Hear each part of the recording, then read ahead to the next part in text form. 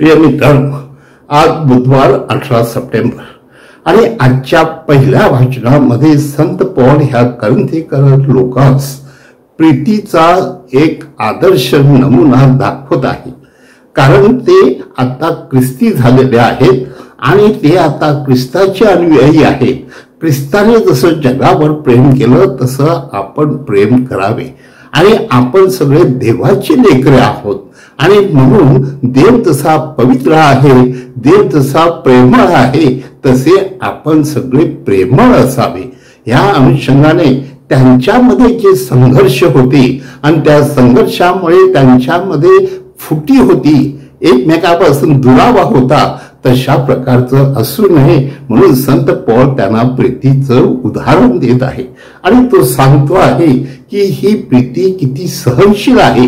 एकमेकांचं सहन करा, एकमेकांना लागलीच प्रत्युत्तर देऊ नका आणि त्याद्वारे ही परोपकारी आहे.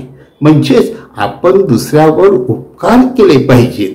नुसतं लोकांकडून घेऊन, लोकांकडून आपलं आहे असं समजून आपण ते स्वतःसाठी ठेवू नये, तर एकमेकावर उपकार करावेत. म्हणजे आपली प्रीती जगाला दिसेल. आणि ही प्रीती विशेषतः हेवा करत नाही. म्हणून एकमेकाविषयीची जलसी आपल्यामध्ये आहे, ती जलसी आपल्यामध्ये नसावी.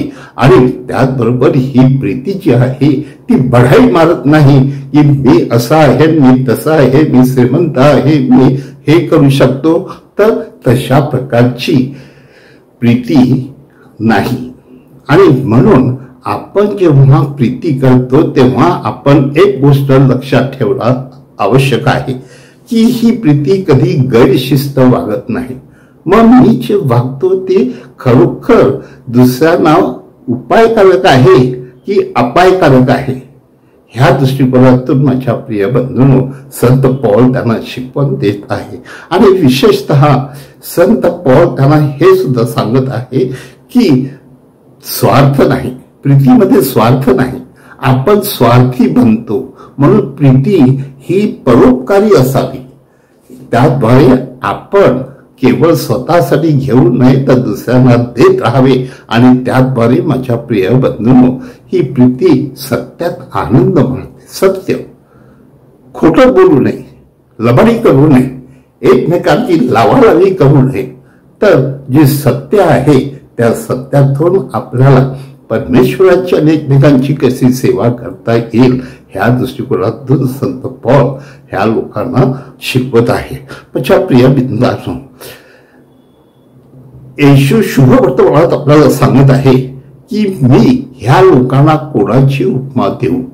कारण कधी त्यांनी पावा वाजवला तर ते लोक नाचत नाही, कधी आक्रोश केला तर ते लोक रडत नाही. म्हणजे त्यांच्यामध्ये विरोधाभास आहे आणि ते नेहमी दुसऱ्यांची टीका करतात पण दुसऱ्यांकडून शिकून घेत नाही.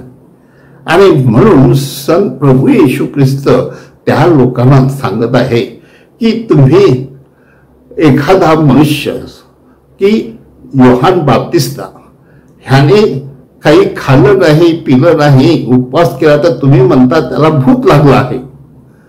आणि मनुष्याचा पुत्र खातो पितो तर तुम्ही त्याला सांगतो हा दारुड्या आहे. म्हणजेच तुम्ही विचारपूर्वक काही बोलत नाही, नेहमी एकमेकांची टीका करणं, दुसऱ्यामध्ये नकारात्मक गोष्टी पाहणं, ह्याच गोष्टी तुम्हाला कळतात.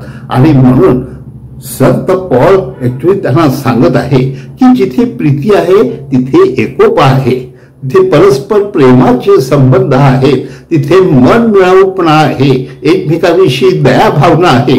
आणि त्या अनुषंगाने आपण सगळे प्रीतीत वाढावेत आणि खरा एक करिंथ गावाचा एक चांगला आदर्श आपण जगाला द्यावा असं तो त्या करंथी लोकांना सांगत आहे. आणि म्हणून आजच्या दिवशी आपण आपल्या पॅरिशमध्ये, आपल्या गावामध्ये सुद्धा पाहूया की आपण अशा प्रकारचे स्वार्थी आहोत का, आपण हेवा करतो का, आपण एकमेकांची टीका करतो का, आपण स्वतः आमच्या स्वतःची फुशारकी मारतो का, की आम्ही प्रीतीने वागतो. त्या प्रीतीद्वारे आपल्याला देव संदेश द्यायचा आहे.